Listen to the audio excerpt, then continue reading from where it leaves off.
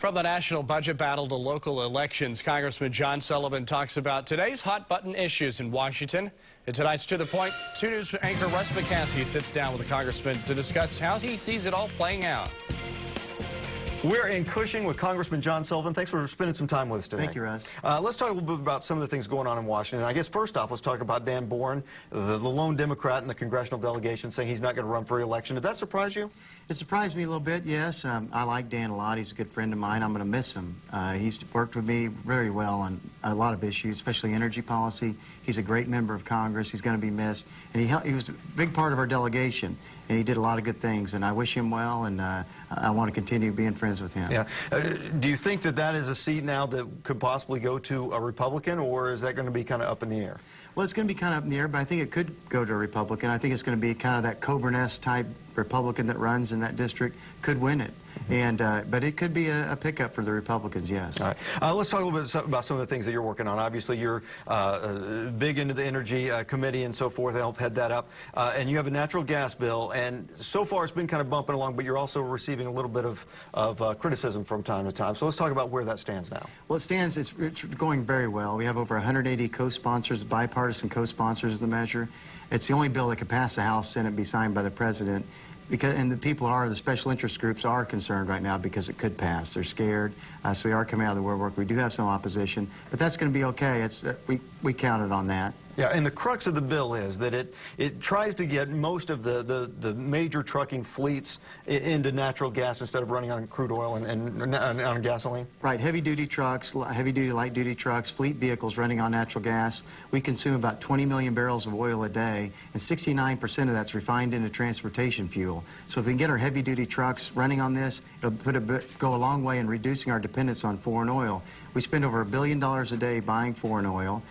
We spent $42 billion in April alone buying foreign oil, and that needs to stop. Yeah. Let's talk a little bit about the presidential election that's going to be coming up in 2012, because already this is kind of jockeying for position. Do you see a Republican candidate that you like at this point? Well, I'm looking at all of them right now. No, I don't. I'd like to see some other people get in the race, but I haven't really seen them talk much about the issues. I want to see how they're going to get us out of this economic situation that we're in, how they are with fiscal discipline in Washington, energy policy. I want to hear more about what they have to say. But it's going to be tough for Republicans. It's an uphill battle. President Obama is going to have $1 billion in his campaign account. He has Air Force One he can fly around in, and he's going to be tough. But people are concerned about this economy. There was a poll question out recently that said, are you doing better than you were 2 years ago? And only 26% of the people said yes. That's a problem for Barack Obama. Yeah. People like Rick Perry, would you like to see the Texas governor jump into this race as well? I like Rick Perry. I think he has a lot to offer, and I know he's going to probably get in this race. And they got to appeal to 3 different baskets of votes. Conservative, social Republicans, Tea Party, and establishment Republicans. Someone has to get 2 of those 3 baskets of votes, and whoever can do that will win. And I guess really with this election, it kind of started with the last one with the Tea Party and so forth, but more so this perhaps coming up this presidential election, the Tea Party is going to be heard loud and clear. Yeah, the Tea Party's really done a lot. I mean, we had a big purging in Congress this last year. That's why I'm Vice Chairman of Energy and Power, because of that. But they've really done a lot. I mean, people are fed up, want to see Washington reduce its size, get our fiscal house in order, address this debt ceiling issue with accompanied cuts in the budget. And it's very important that we get it done. I think they've done a good job in pushing our agenda forward. All right, let's talk real quickly, because you brought up the debt ceiling thing. What do you think is going to happen there? Will that be increased, and will it be tied to budget cuts? It's going to be tied to budget cuts. There's no way we can get anything through that's doesn't cap spending, cut spending, and possibly even have a balanced budget amendment.